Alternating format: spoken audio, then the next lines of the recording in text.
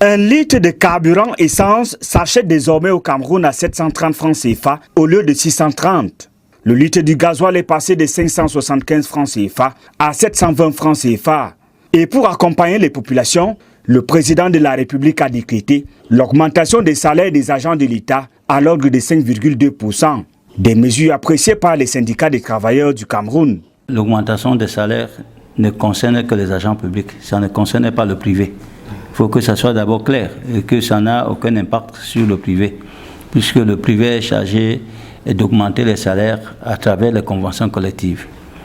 En ce qui concerne le SMIC, le gouvernement n'a fait qu'une proposition. Ce n'est pas que le gouvernement a augmenté le SMIC, non. C'est une proposition. Le montant réel sera arrêté lors de la réunion de la Commission nationale consultative du travail.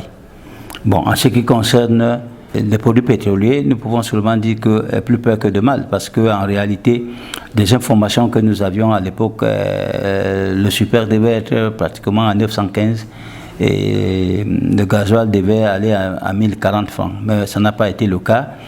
Le gouvernement a essayé d'augmenter à un niveau acceptable. Dans les rues, ces mesures sont insuffisantes, même si les salariés attendent du contraire dans leur bulletin de paye. Pour moi, elles sont un peu insuffisantes, parce qu'au Cameroun, nous vivons avec le minimum. Donc, avec le secteur informel, ce n'est pas tout le monde qui est fonctionnaire, tout le monde se débrouille.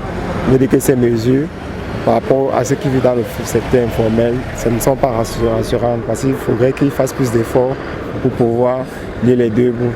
Alors que ceux qui sont dans le secteur formel, il y a beaucoup de mesures d'accompagnement pour eux. On va voir sur le terrain.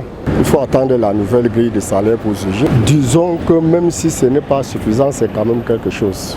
On ne peut qu'accepter, hein. On n'a pas de choix.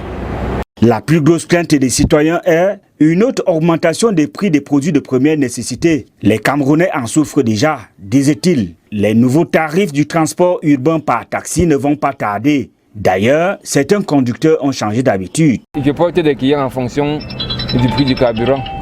Je ne peux plus porter à l'ancien prix. Je sais qu'en portant à l'ancien prix, je ne peux plus m'en sortir. Nous sommes dans l'obligation de changer de prix. Il n'y a pas de demi-mesure. Chacun va porter à son prix en sachant comment il va faire pour s'en sortir. Tous les citoyens ont besoin de mesures d'accompagnement. Ainsi, la revalorisation du salaire minimum intergaranti est vivement attendue. Les partenaires sociaux ont proposé entre 60 et 80 000. Le gouvernement a proposé 41 000, donc on va trouver le juste milieu lors de la Commission nationale consultative du travail.